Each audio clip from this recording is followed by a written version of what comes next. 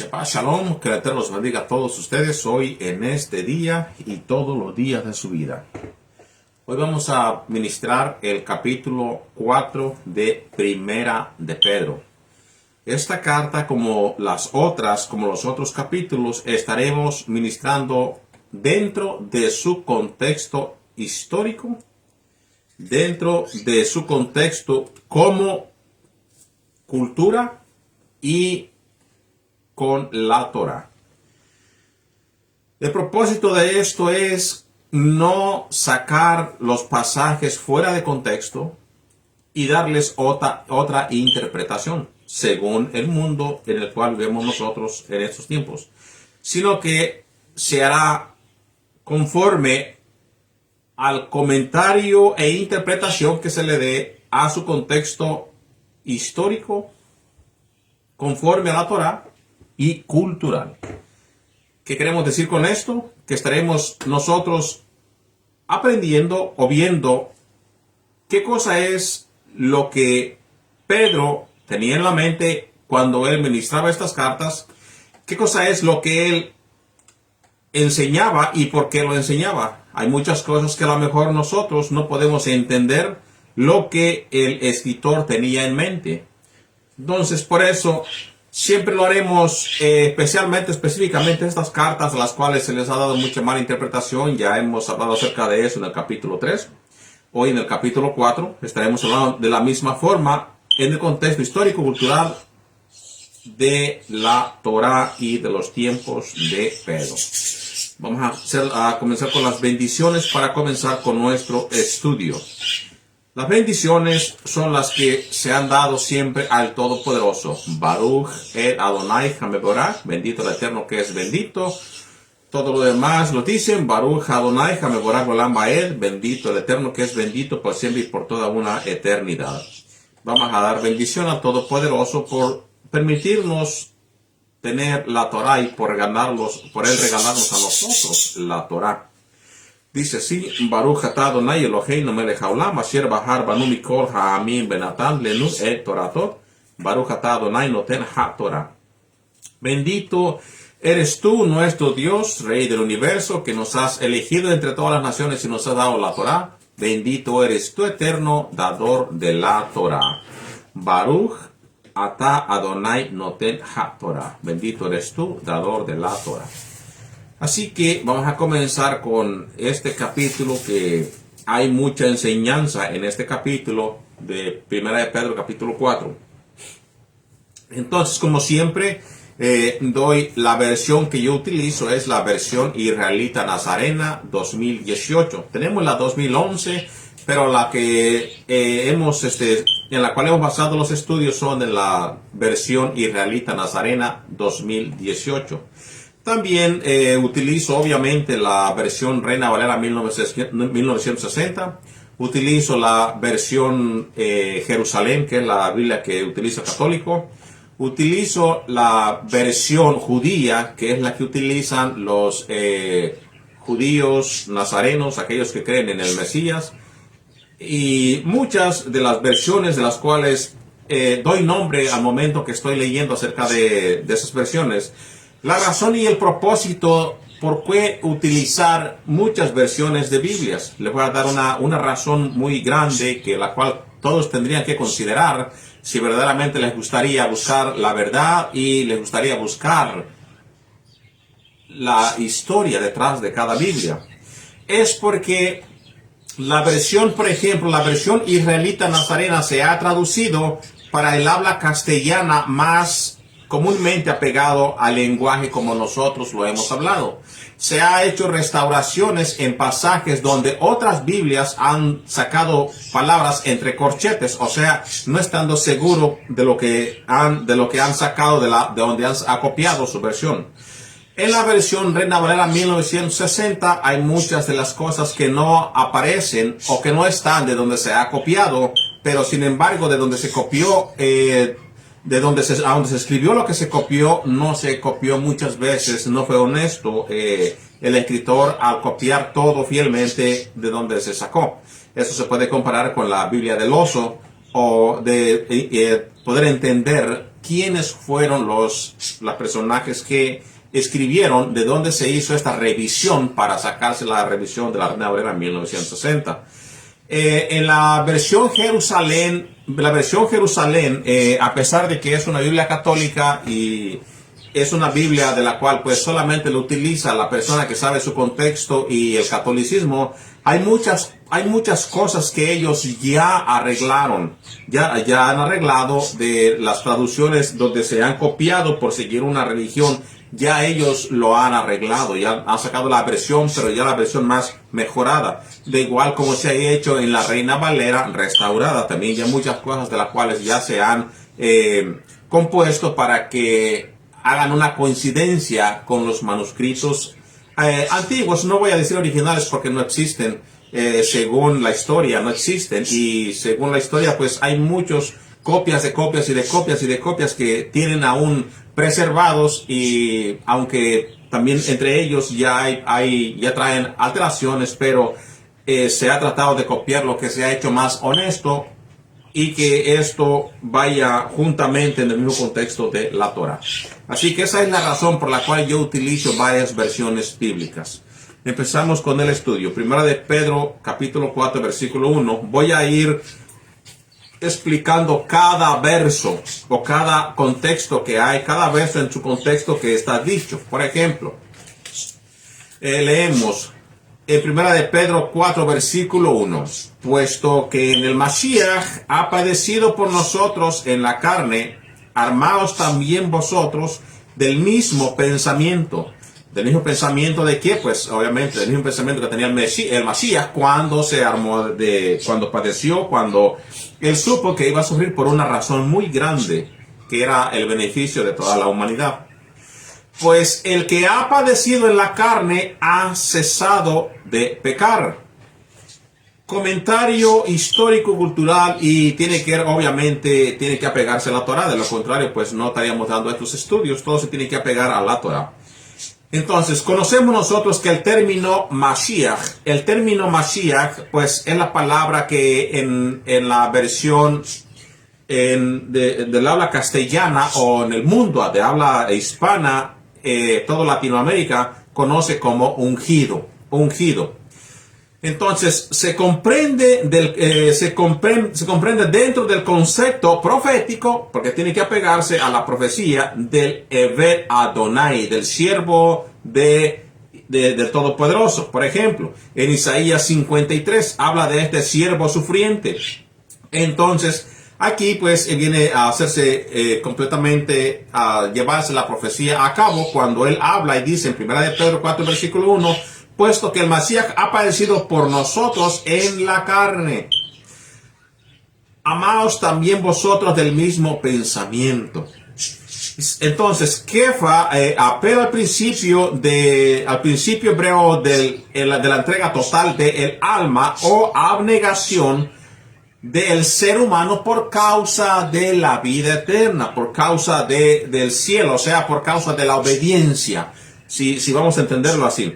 Es el morir, el dejar, el cesar, el entregar todo. En el contexto hebreo, queridos hermanos, el alma tiene muy diferente sentido de como lo cree la religión tradicional, vamos a decir cristiana.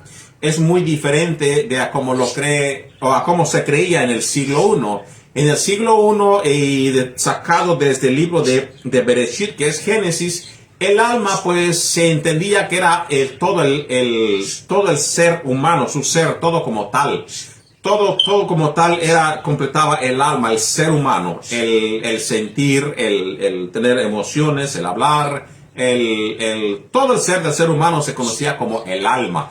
Por eso cuando se escribe el Shema, que le escucha, oh Israel, hay unas personas que han traducido, escucha, oh Israel, el eterno nuestro Dios es uno, y dice, amarás a el eterno tu Dios con toda tu alma. Y muchas de las versiones traducen con todo tu ser en vez de alma. Es porque en la cultura hebrea, y hablo así hebrea porque no me voy a referir a una religión, del siglo I o desde ya de antemano, desde anterior, se entendía de que el alma era todo el ser del ser humano. Porque cuando Dios hizo a Adán, dijo, él hizo el cuerpo que era de barro y era todo, y él puso aliento de espíritu en él y fue hecho un alma viviente. O sea, todo lo que estaba allí, más lo que Elohim le puso, él vino a levantarse a ser un alma viviente. Cuando él le puso el espíritu de Elohim, cuando él sopló sobre el Adán o el barro para que éste viniera a ser un ser humano. Entonces, la cuestión del pasaje 1 es el dejarlo todo. El dejarlo todo, esto estaba en la mentalidad del siglo I, el sufrir en la carne para romper con el pecado, en hebreo es avon, significa subyugar, dejar, estar sobre, abandonar, tener el poderío sobre la inclinación al mal, rechazar, hacer a un lado lo que se conoce en hebreo como el yeser hara, la inclinación al mal. La Torah enseña que el pecado es la transgresión a la instrucción divina, o sea, a los 10 mandamientos. Esto lo dice 1 de Juan, capítulo 3, versículo 4. Por lo tanto, entonces, quien decide identificarse con el sufrimiento del ungido de Dios, toma la decisión consciente de morir a la rebelión, al pecado, a su rebelión, a todas sus malas costumbres y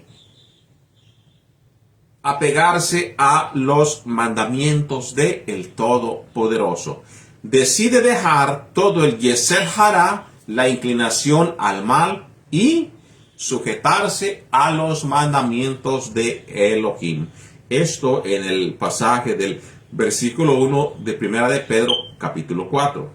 En el versículo 2 sigue diciendo, para no vivir el tiempo que le queda en la carne conforme a los deseos de los hombres, sino conforme a la voluntad del Todopoderoso. Aquí Kefa pues tiene en mente todo lo que se está viviendo en estos lugares donde se envía esta carta, o en el tiempo cuando él vivía. Tiene él en mente todas las costumbres de los gentiles, todas las costumbres que hay en el mundo religioso, y hablando religioso pagano, no religioso hebreo, religioso pagano, y sus formas de adoración a sus dioses. Entonces, nos dice el momento de que él manda esta carta, ya hemos leído al principio de Kefa, capítulo 1, versículo 1, él les advierte que el momento de que ellos deciden dejar las cosas paganas y morir en la carne, tienen que identificarse como los verdaderos israelitas que son, dejando todo lo que transgrede la Torá. Dice versículo 2 entonces, para no vivir el tiempo que le queda en la carne, conforme a los deseos de los hombres. En pocas palabras, si a ti te llegó ya la Besorá, que son las buenas noticias, o el Evangelio, y has decidido aceptarlo, todo lo que vivías hasta este punto era en la carne, o sea, dándole gusto a todo lo que, pues, aprendiste o heredaste de las naciones donde estuviste. Pero hasta este momento que te llega el Evangelio, ya es para que tú no sigas viviendo más en la carne conforme a los deseos de los hombres. En este caso, vamos a poner una comparación. Las personas que están en la dispersión viven, por ejemplo, en el Ponto de Galacia.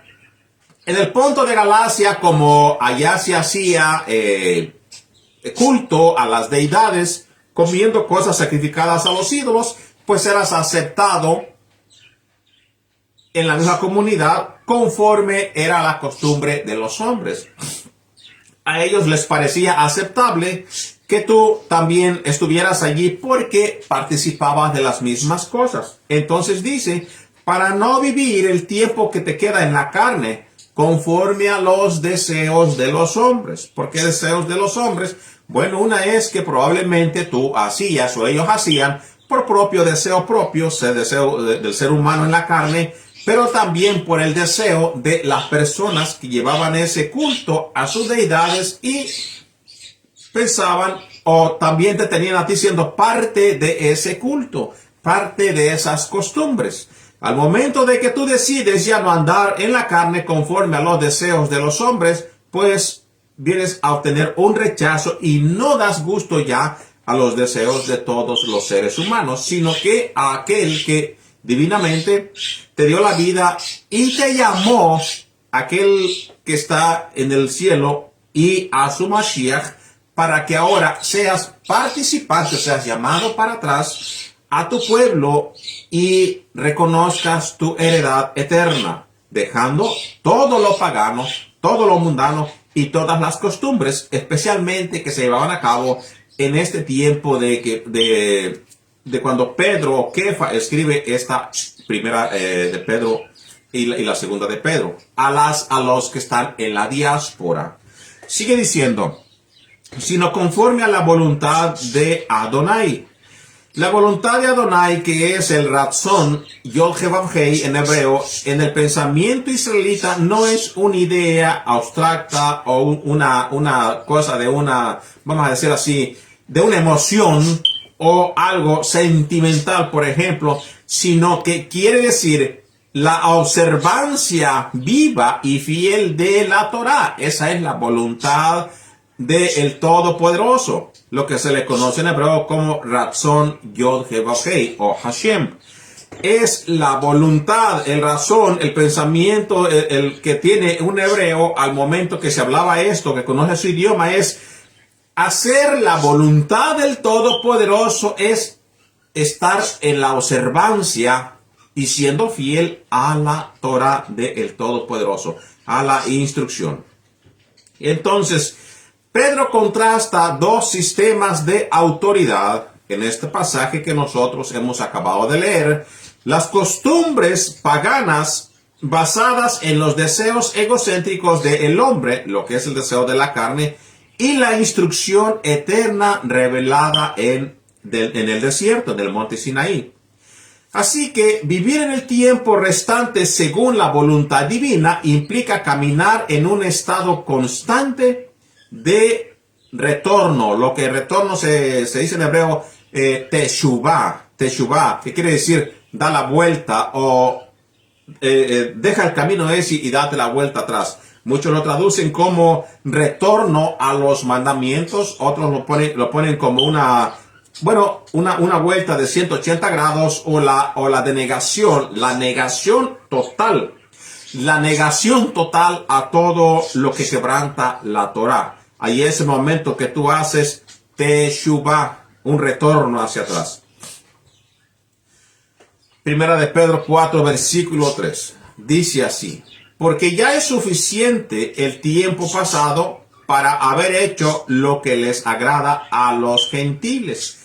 Y si vamos a ver otra vez, Pedro otra vez menciona, así como nos menciona en el versículo 2, conforme a los deseos de los hombres. También aquí nos dice otra vez, dice, hecho lo que les agradó a los gentiles. ¿Por qué? Porque para que el pueblo fuese aceptado. Nótese y recuérdese que esto se envía a los que están en la diáspora. ¿Qué quiere decir eso? Que no eran de sangre pagana, eran israelitas. Son personas que han salido desde los tiempos antiguos, cuando Israel se esparce por todas las naciones y queda la pura casa de Judá. Y también judíos en el tiempo del Mashiach, que ya antes habían salido de Judá, ya sea cuando se los llevaron a Babilonia, o otros que decidieron salirse de allí cuando las persecuciones y no regresar atrás, pues también ellos estaban en la diáspora.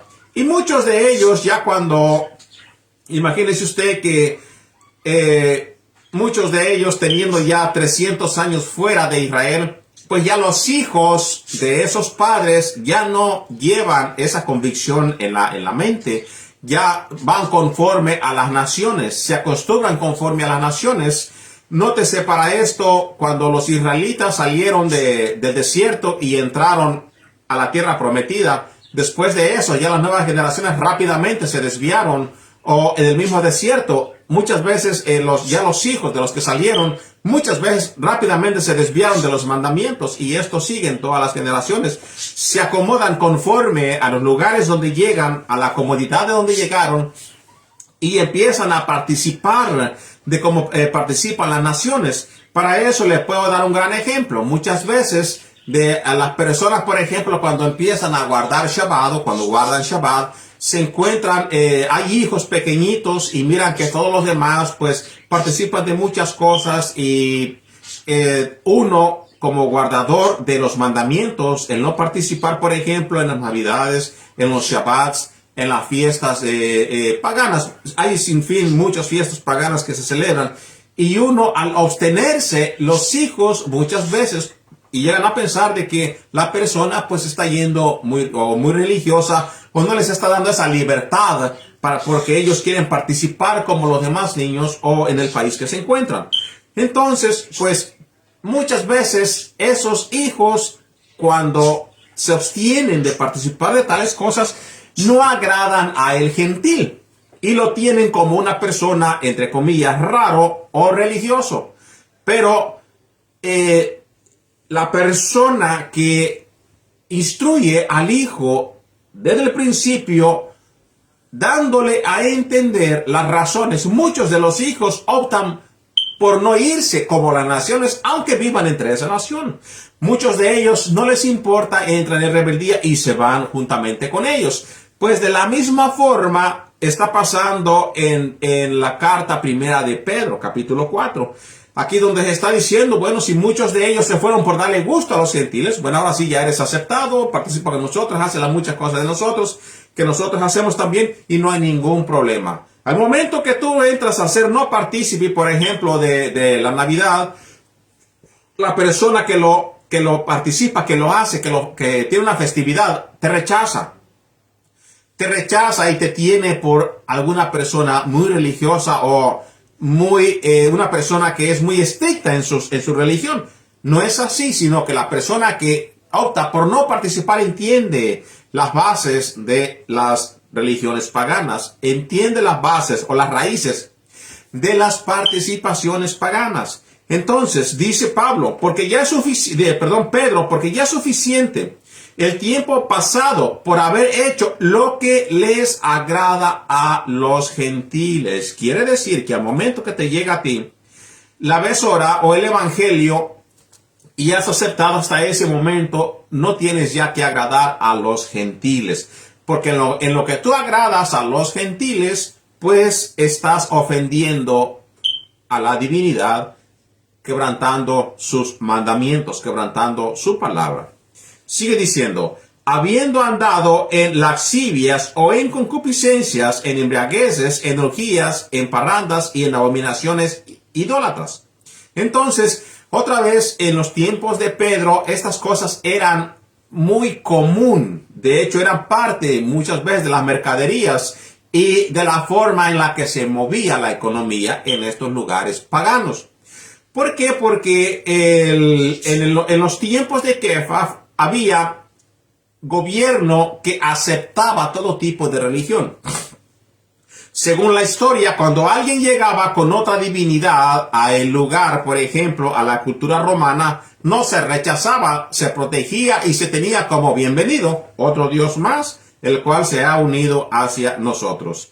Para esto vamos a ver los contextos de cada palabra que Kefa o Pedro nos está mencionando en este versículo en particular. Según la historia, en el primer siglo, cuando el Shaliach, el enviado Kefa, Pedro, escribe esta carta en las comunidades que están en la dispersión de Asia Menor, Ponto, Galacia, Capadocia, Asia y Bitinia, el entorno dominante era el mundo greco-romano. Todo el mundo sabe que fueron los romanos los cuales pues participaron en la muerte del Mesías. Y ellos y los israelitas estaban bajo ahora sí que la gobernatura romana.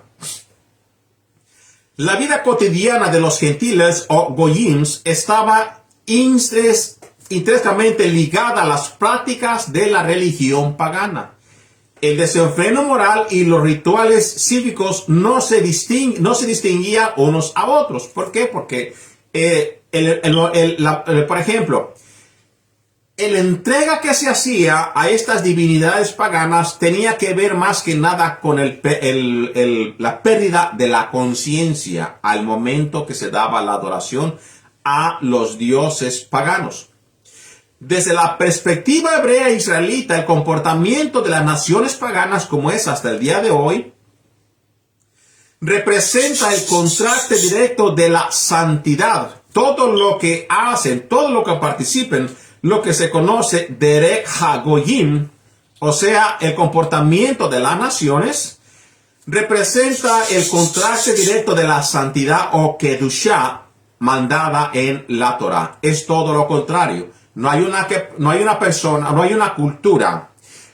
cultura que no haga su ritual pagano que vaya a agradar a Dios. ¿Por qué? Porque lo que ellos están agradando es a su deidad pagana, no al Padre Todopoderoso.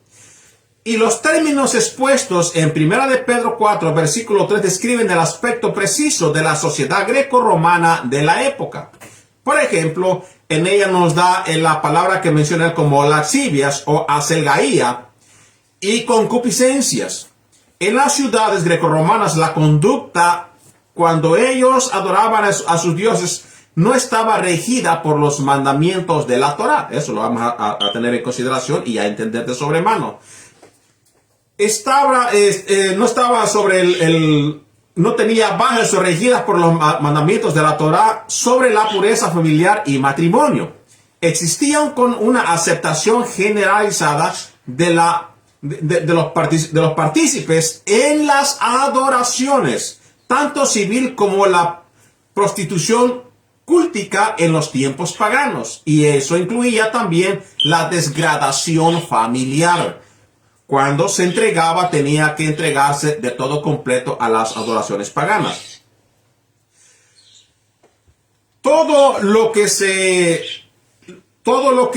practicaba en la cultura helenista promovía la gratificación de lo que se dice en hebreo el yeser hara, la inclinación al mal y a los deseos desordenados sin tener ningún escrúpulo o frontera moral.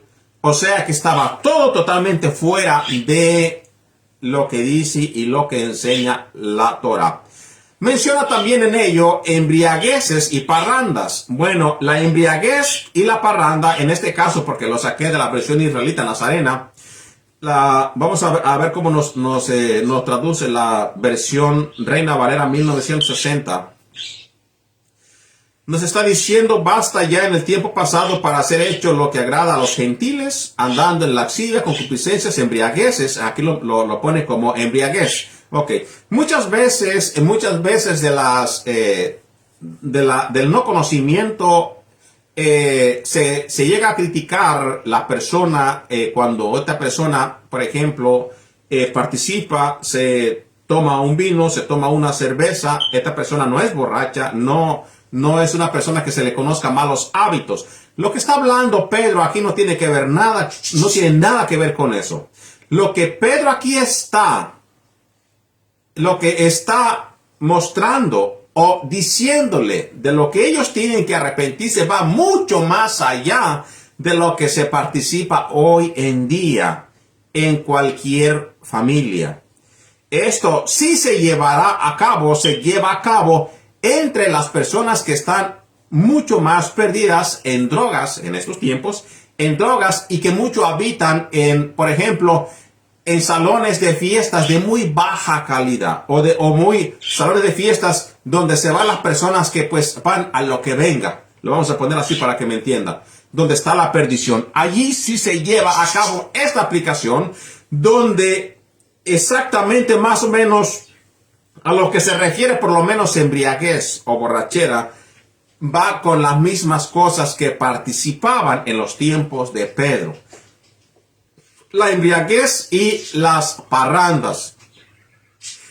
era el consumo excesivo de alcohol, porque esto era la parte del pilar del entretenimiento social de los ritos. Va entrelazado esto también. El alcohol, la parranda, tenía que ser parte del ritual completo a los dioses paganos. A esto se está refiriendo esta carta. Era parte social de los ritos religiosos paganos, lo que se conoce como los simposia o banquetes griegos. A esto le decía Pedro: salgan de eso, dejen de participar de eso, aunque a ellos no les agrade. Así que los banquetes griegos y las festividades romanas no eran simples reuniones sociales como lo haría cualquier familia en estos tiempos. O no era una reunión como hoy se hace un presidente en un pueblo que llega y le sirven de comer y lo atienden muy bien. No era algo en lo que participaban hoy, como hoy en tiempo, muchos generales, por decir así, gobernadores que se reunían a platicar y a hablar de las situaciones que llevan en mente. No era de la misma forma. Allá una reunión simple o social tenía que ver con todo este tipo de cosas que Pedro reprueba en este versículo en especial. Sino que eran eventos de embriaguez, y donde la embriaguez era impulsada como un acto de comunión con deidades como Dionisio o como Baco. Estas reuniones solían extenderse por las noches en procesiones ruidosas y desordenadas por todas las calles, porque era parte de su adoración. Por eso ha dicho al principio de que si lo compararemos a nuestros tiempos, son las mismas cosas de las cuales participan aquellas personas cuando se van a un salón de muy baja calidad, donde se vende de todo, donde se puede ver de todo y no hay ningún problema porque ellos andan en el mismo ambiente. La única excepción es que ellos no pueden salir a la calle con este ruido porque el policía los arresta. Pero en aquellos tiempos era bien visto porque era parte de una procesión o de un adoramiento hacia una deidad pagana. Muchas veces las orgías que menciona también eran parte esencial después de la embriaguez para la adoración pagana, que se hacía también en las noches, parte de la fiesta desmedida, según seguían ellos el banquete, la comida, la tomada y la adoración, donde se incluían, aparte de eso, pues acciones, bailes desenfrenados, cantos a los dioses paganos y pérdida total de la sobriedad y la dignación personal. En pocas palabras, fuera de la moral. Por eso muchas veces se menciona la inmoralidad, sacado también en mente.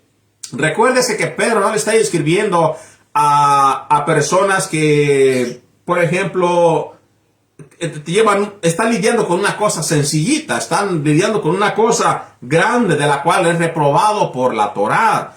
Y por eso él habla de la forma que habla a estas personas que están saliendo, a los que están en los otros lugares donde se han asimilado entre las naciones, a los dispersos.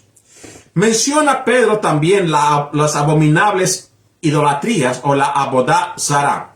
Para un israelita, la idolatría no consiste únicamente en postrarse ante una estatua de piedra o madera. Implicaba la integración de todo un sistema de vida opuesto a la Torah.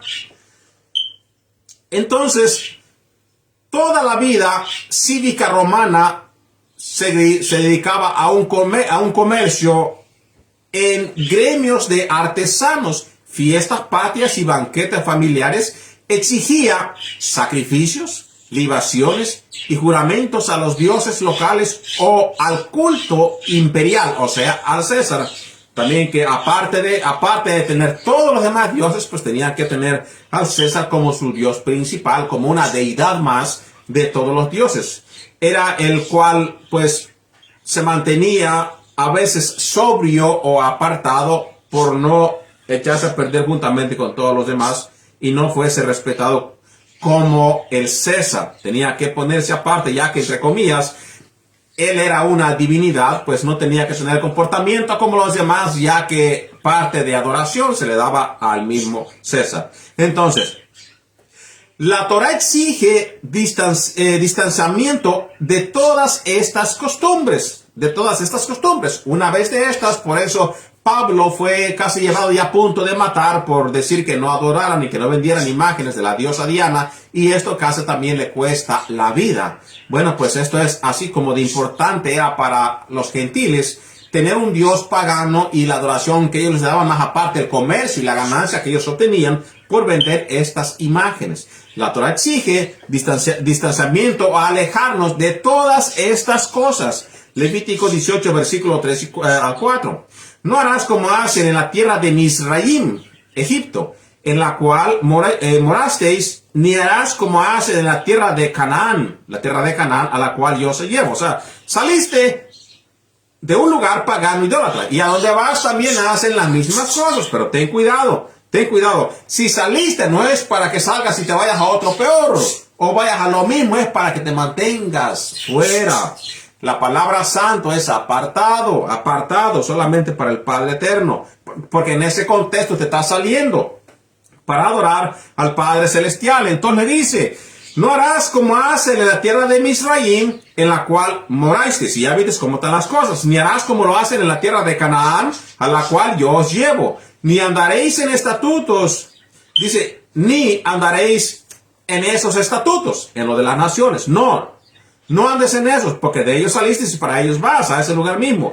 Mis decretos pondréis por obra y mis estatutos guardaréis andando en ellos. Yo soy Hashem, vuestro Elohim. Así que quise dar una explicación más o menos breve sobre estos versículos para que podamos entender el contexto. Muchas veces, como vuelvo a repetir, se sacan estos pasajes para tirárselos a cualquier persona común y corriente y la matan con un versículo de estos sin saber el contexto religioso, cultural o de el estado en el momento en que se dio estos versículos y por qué se dieron. Entonces, nos seguimos a 1 de Pedro 4, versículo 4. A estos les parece cosa extraña, les está diciendo, a esto les parece cosa extraña que ustedes no corran con ellos en el mismo desenfreno de disilusión y los ultrajan.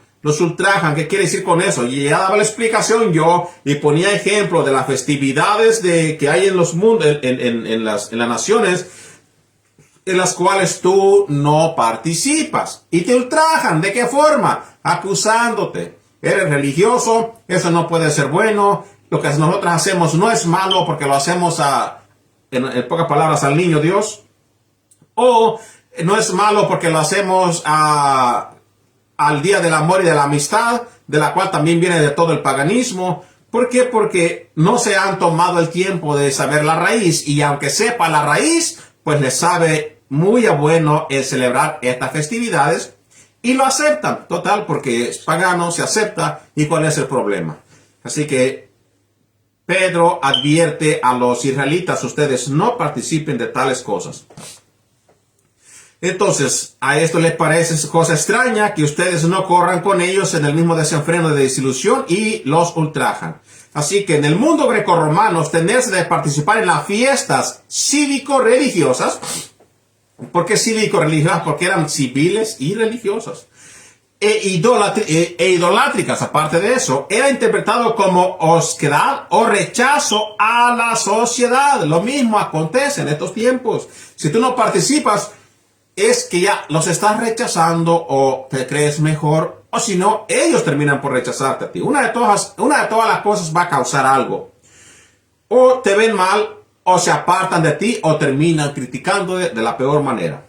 Cuando los israelitas seguidores de Yeshua dejaron de asistir a banquetes paganos y rechazaron las carnalidades o las carnes o los alimentos, las carnes más que nada sacrificadas a ídolos, para guardar las leyes dietéticas del kashrut y la santidad kedushá de la ciudad pagana, reaccionó con hostilidad y difamación y aislamiento social. Esto pues le aconteció también al propio Mesías, que era el hijo de Elohim, que no nos pase a todos nosotros.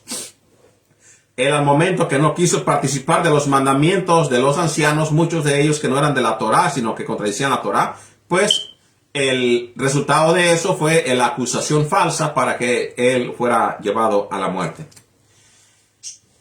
Dice versículo 5, pero ellos le darán cuenta al que está preparado para juzgar a los vivos y a los muertos. El juicio divino, el Mishpah, es un pilar fundamental de la teología hebrea, porque todos tienen el conocimiento de que van a resucitar un tiempo y tienen que pasar sobre el juzgamiento después de que sean resucitados. Adonai es revelado en el Tanaj como el juez justo, el Shofet de toda la tierra. Eso lo vemos en Génesis 18, versículo 25. Y él, quien ha sido investido con toda la autoridad judicial para ejecutar ese juicio en representación del Padre, es el Mesías Yeshua. Esto lo encontramos nosotros cuando vemos el Ben Adam que vino hacia el anciano de días en Daniel 7, versículo 13 al 14, donde se le da toda la autoridad. Así que él es el que lleva la autoridad del Padre. Los perseguidores paganos, a pesar de su poder terrenal o temporal, rendirán cuentas estrictamente ante el tribunal celestial, porque decidieron irse a lo pagano, decidieron no aceptar.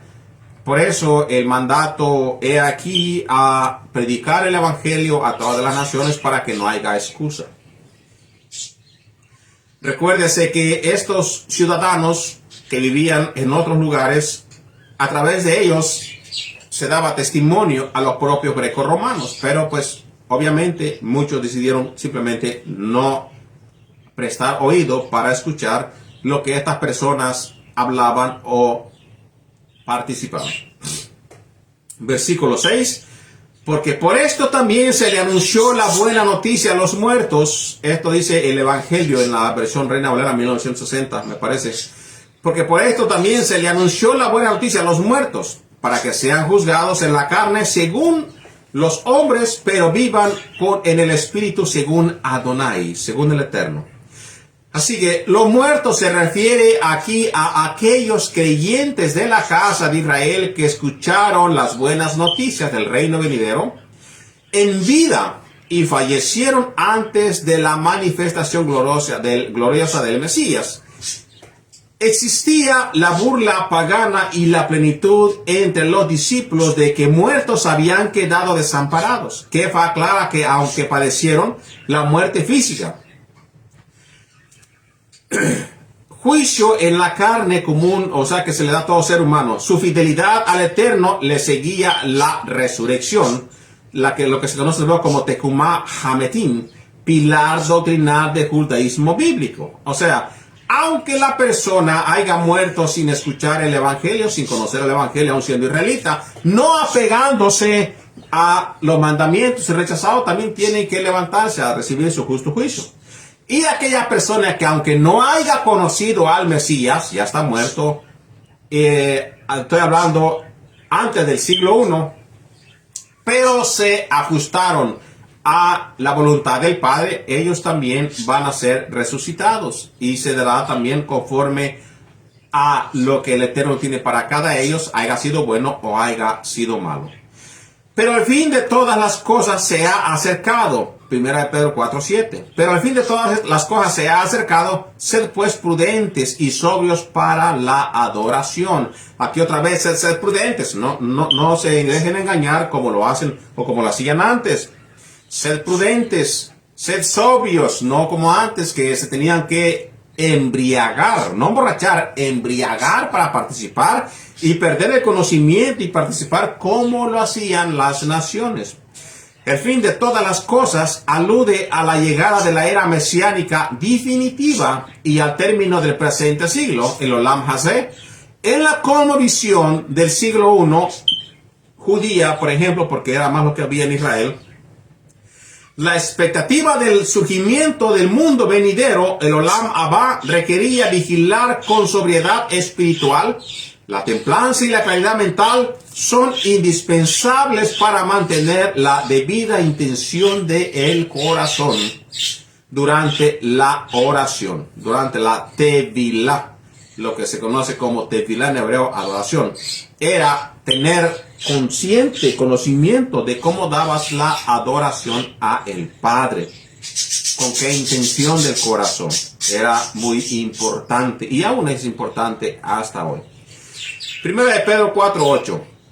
Y ante todo tengan entre ustedes ferviente amor, porque el amor cubrirá multitud de pecados. Esto se menciona en todas las cartas de los discípulos, porque todo tiene que ver con el amor. E incluso Rab Shaul menciona de que el vínculo perfecto es el amor, el llevarse bien uno con otro. Aquí Pedro o Kefa fundamenta su exhortación con Proverbios capítulo 10 versículo 12, que dice: el odio despierta rencillas, pero el amor cubrirá todas las faltas. Y en Levítico, en la Torá, Vayikra 19 versículo 18, amarás a tu prójimo como a ti mismo. Así que el amor fraternal, en hebreo Ahavat Yisrael, se demuestra en la práctica de la Torah, cuando la comunidad de la fe, o sea, de la Kehilá, de la congregación, camina en amor y perdón, evita la murmuración dañina, lo que se llama la lengua venenosa o el lashon hara, y cubre las ofensas mediante la reconciliación y la misericordia, Rahem. Si todas estas cosas que lo podamos entender nosotros como lo entendería un hebreo, una persona que entiende la cultura hebrea, no tenía ningún problema de entender todas estas cosas. Y puede hacer que en su propia congregación no haya divisiones, chismes, pleitos, el querer hacer más que el otro, el tener envidia al que predica, o el que creerse bien grande y no querer hacer nada en su congregación. Todos se llevarían en armonía y estarían como los primeros discípulos de Yeshua en el libro de Maasés, el libro de los Hechos. Todos estuvieran en comunión y en shalom, en paz. Primera de Pedro 4:9. Hospédense los unos a los otros sin murmuración. La hospitalidad es un mandamiento sublime en el judaísmo, ejemplificado por el patriarca Abraham Avinu. Esto en muchas culturas es llevado como tal. En muchas culturas es llevado muy bien la hospitalidad. La cosa es de que en las naciones grandes, en las ciudades grandes, la hospitalidad como tal no se lleva a cabo por la maldad. No estoy excusando a las personas que no lo hacen. Todos tenemos que ser hospitalarios. Pero muchas veces por causa de la maldad las personas tienen miedo de aceptar personas en su casa, especialmente cuando son de la misma religión, de la misma Kehilá, y para evitar levantafalsos, evitan estas cosas. Pero el ejemplo nos da el Abraham Avinu en Génesis versículo 18. En el siglo I, los emisarios, los shelihims y creyentes desplazados dependían de la hospitalidad en los hogares de sus hermanos. Realizar este mandamiento sin murmuración, sin quejarse, exige actuar con rectitud y generosidad de el alma. Hacerlo de buena manera. Primera de Pedro 4:10. Cada uno según el don que ha recibido, ministrelo a los otros como buenos administradores de la multiforme gracia de Dios, conforme a lo que Dios te haya dado. Dice, úselo, ministrelo debidamente. El principio de ministrar la bondad divina, la palabra de Dios, concuerda con el valor de la acción generosa. Ningún don o capacidad otorgada por el Creador es para vanagloria personal, para que te creas más que los demás. No, el don que te dio Dios no es para eso. Tiene que tener un objetivo, tiene que tener un servicio, tiene que tener un propósito. No es para que te hagas grande, digas, ay, yo tengo el don de sanidad, ahora yo soy más grande que los demás. No es para eso, es para que lo ministres, pero conforme a la palabra, conforme a cómo se te fue dado, por gracias, para que ministres de la misma forma, sino para el bienestar colectivo del pueblo como un mayordomo o encargado en el servicio de el reino venidero o el reino de Dios, el cual se supone que estés tú viviendo en estos tiempos o portándote como tal estuvieras en estos tiempos. Cada discípulo debe poner las dádivas impartidas por el Ruach HaKodesh al servicio de la comunidad, porque para eso se te dio, para servicio o para beneficio de toda la comunidad, no para que tú te enriquezcas de ella y te llenes de ella, no, sino que para que tú la muestres en todo el pueblo. Sigue diciendo Kefa, si alguno habla, hable conforme a las palabras de Dios, si alguno ministra, ministre conforme a la palabra de Elohim, que Él los da, para que en todo sea Elohim glorificado por medio de Yeshua el Mashiach, a quien pertenecen la gloria y el dominio por los siglos de los siglos. Amén. Entonces, nos está diciendo a nosotros que si alguno habla, hable conforme a las palabras de Dios, porque de allá viene. Si alguno ministra, ministre conforme al poder de Dios, conforme al poder que Dios te da. Porque en todo sea Dios glorificado, o sea, todo lo que tú hagas es para que glorifiques a Dios mediante Yeshua. Glorifica a Dios, a quien pertenecen la gloria y el dominio por todos los siglos de los siglos. Amén. Al mismo Padre, pero a través de Yeshua. Enseñar en la asamblea exige alinearse estrictamente con la verdad de la Torá y de los profetas. De lo contrario, no se puede apegar a ello. Algo vas a estar haciendo mal. Todo servicio, Shirut, debe realizarse reconociendo que la fuerza proviene del Padre, de Yod Hei Vav Hei, y el fin supremo de cada acción es la santificación del nombre divino, el nombre divino del Todopoderoso, lo que se conoce en hebreo como Kiddush Hashem, el nombre santo, a través de la mediación de su amado Hijo, Yeshua el Mashiach, como Rey Mesiánico autorizador. Por medio de él, todo se le da al Padre por medio de Yeshua el Mashiach. Aquí también en muchas de las escrituras, en 1 de Pedro 4:11, no se le entiende como dice por cuestiones de leer de leer rápido y no poner poquito atención. Te está diciendo que si tú vas a hablar alguna cosa, vas a administrar alguna cosa, sea para glorificar el nombre de Dios a través de Yeshua, y luego aquí hace comilla, a quien pertenecen la gloria y el dominio, al Padre. A él tienes que darle todo a través de su amado Hijo, nuestro Melech HaMashiach. 1 de Pedro 4:12. Amados, no se sorprendan del fuego que prueba, del fuego de prueba que les ha sobrevenido. ¿De qué? De los problemitas que vienen por ahí cuando uno está metido con Elohim. Como si alguna cosa extraña les estuviera aconteciendo, o sea, que te digas tú entre ti mismo, pero si yo sirvo a Dios, ¿por qué me viene esta prueba? Yo guardo los mandamientos, ¿por qué me viene esta prueba? ¿Por qué? Yo que soy fiel a Dios, me viene esta prueba. ¿Qué cosa nos quería decir Kefa con eso? La metáfora del fuego de prueba, vamos a ponerlo todo a como en su contexto histórico. La metáfora del fuego de prueba, Kuras, evoca la imagen del orfebre purificando el metal precioso. Por ejemplo, el joyero purificando el oro a través del fuego. Zacarías 13, versículo 9 y Malaquías 3, versículo 2 al 3 es donde se habla el propósito y la purificación de estos metales. Durante las aflicciones e inquisiciones del Imperio Romano, estamos poniendo en su contexto histórico, Pedro, Kefa, recuerda a Israel que las dificultades no son señal de abandono divino, sino el crisol, o sea, la purificación o el medio con el que el Eterno purifica la emunaj, la fe de su pueblo y remueve la hipocresía o lo que hay, la dentro del ser humano. Por ejemplo, la acción o el inclinamiento a el mal. El inclinamiento a hacer lo que no le agrada a el Todopoderoso.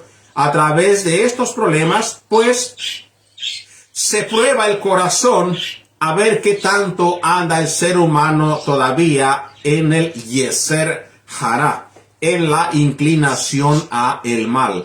A través de todas estas cosas, pues, vamos a ver qué tal de refinado está el material, en este caso el ser humano, que verdaderamente dice que ama a Elohim con todo su corazón.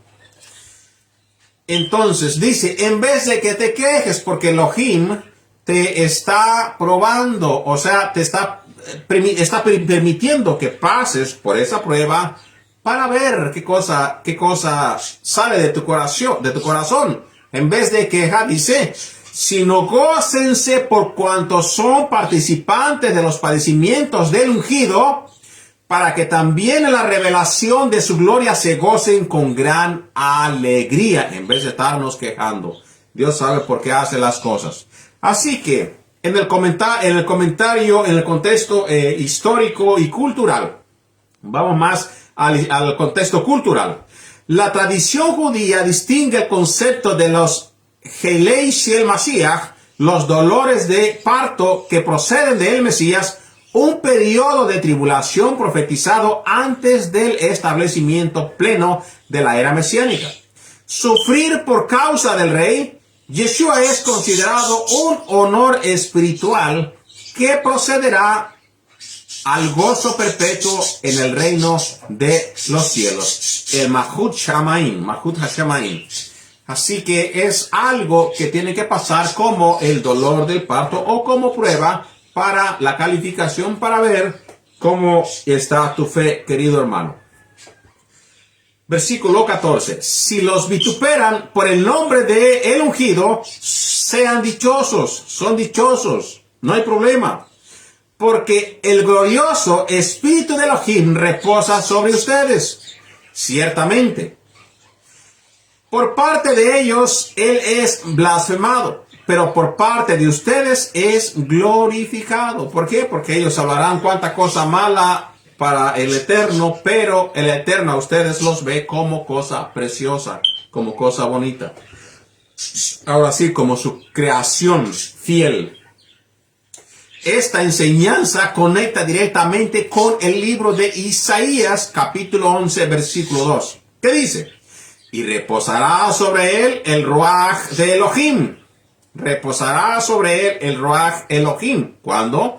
Cuando nos está hablando del versículo 14. Si los vituperan por el nombre del ungido, son dichosos porque el glorioso Ruach HaKodesh, el Espíritu, el Ruach Elohim, reposa sobre ustedes.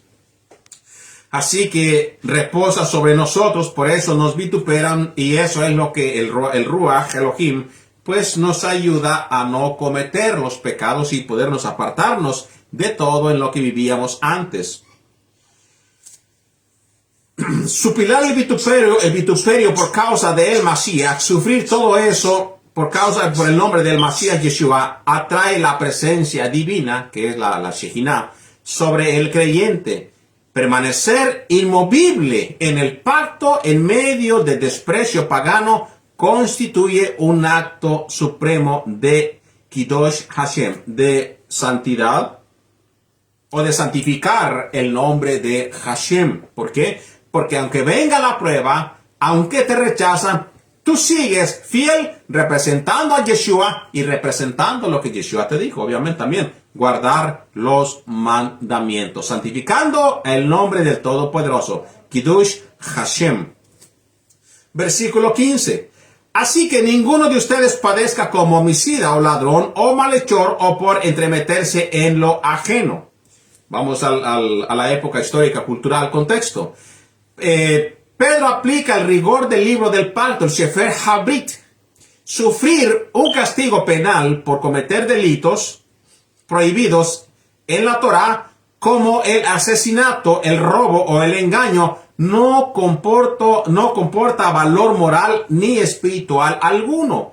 La aflicción solo es digna de recompensarse ante el Todopoderoso cuando es consecuencia directa de andar en justicia y guardar los mandamientos, no cuando andas haciendo lo contrario. O sea, que si te llevaron porque eres bandido, pues estás robando. Tienes que pagar conforme a la ley donde estás tú.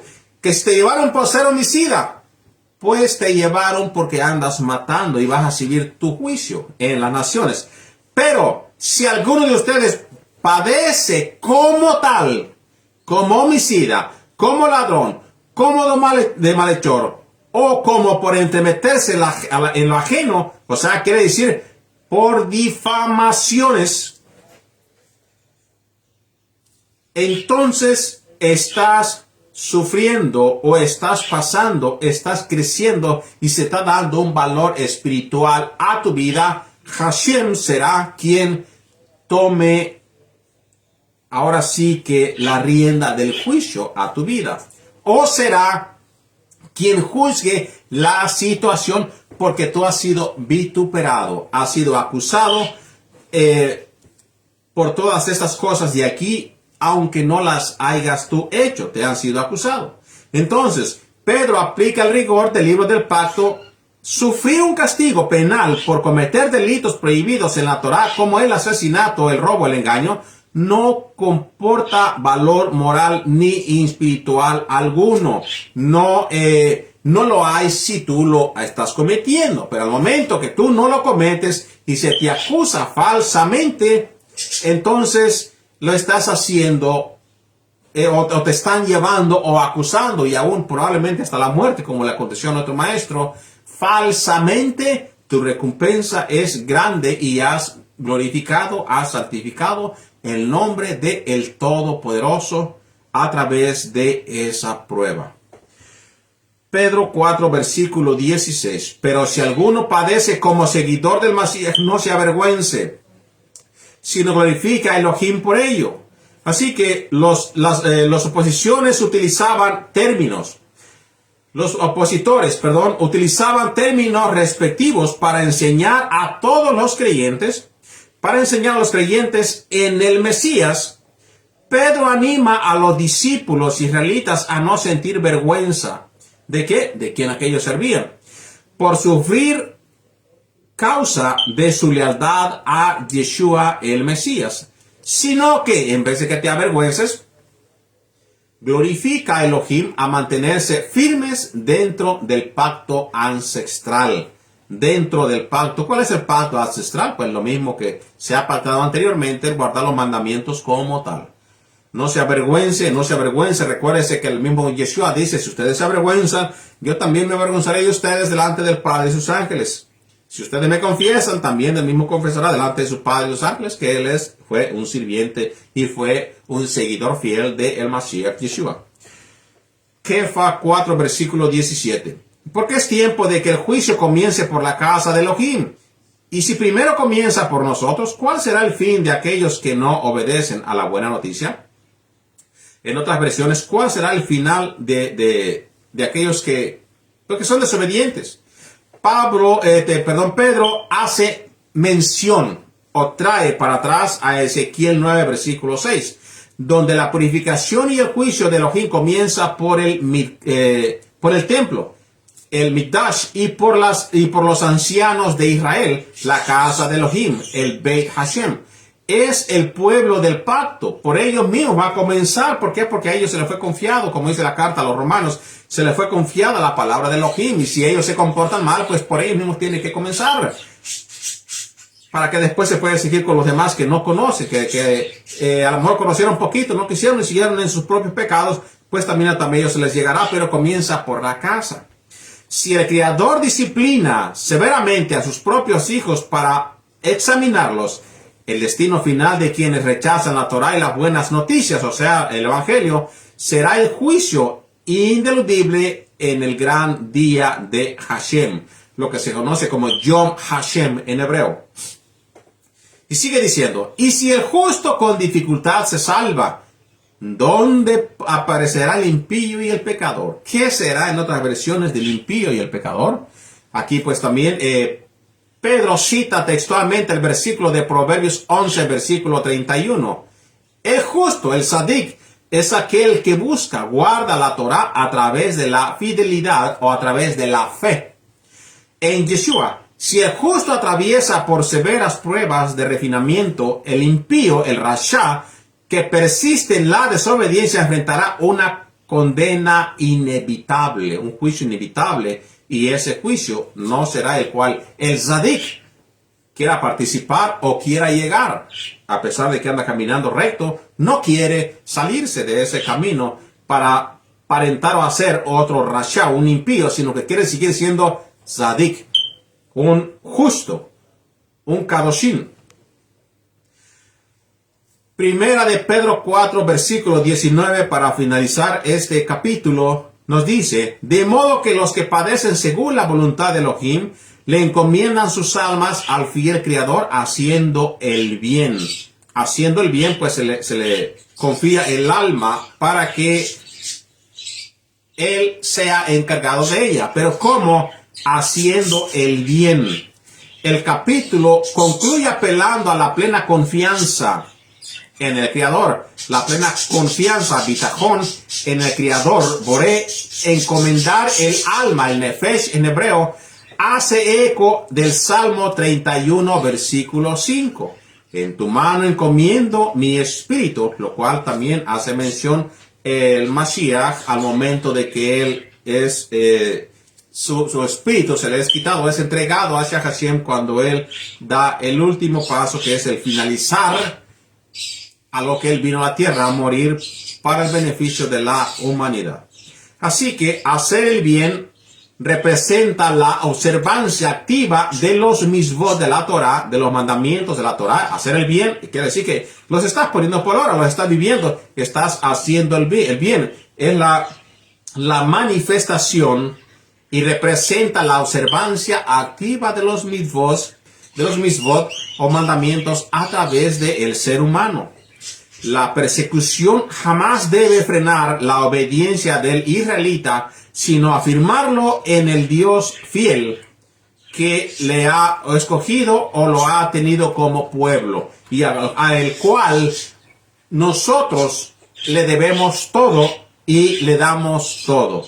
El israelita tiene que entender en su mente que aún en los tiempos finales, como ha empezado desde el principio, en los tiempos finales, el mismo creyente en Yeshua, será pasado por fuego, será probado para ver si su fe es como él la profetiza o simplemente tiene una falsa fe, como muchos acontecieron o como muchos cayeron en el desierto.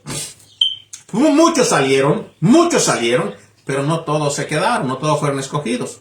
De igual manera, en Yeshua, así como muchos salieron de Egipto, entraron al desierto, a ese momento de la fe, muchos cayeron. En el Mesías Yeshua, muchos fueron llamados, pocos fueron escogidos. ¿Por qué? Porque en el proceso perdieron la fe y se desviaron del camino. Queridos hermanos, este fue el capítulo 4 de Kefa. Estaremos trayendo más estudio en el siguiente Shabbat, el capítulo siguiente de Kefa, que será el capítulo 5 para final esta carta de Primera de Pedro. Ministramos todo en su contexto histórico, en su contexto cultural, para entender por qué se daban tales palabras. Así que los invitamos a que ustedes mismos investiguen en la historia. No se dejen de llevar por lo que yo digo, sino que ustedes mismos investiguen en la historia, lean la historia y conozcan la Biblia, para que tengan mayormente, fortalezcan su fe, tengan su fe genuina y conozcan las palabras de los discípulos de Yeshua, los cuales nos han dejado para nosotros aprender de ellos. Que el Eterno los bendiga, que tengan un bonito Shabbat. Shabbat Shalom.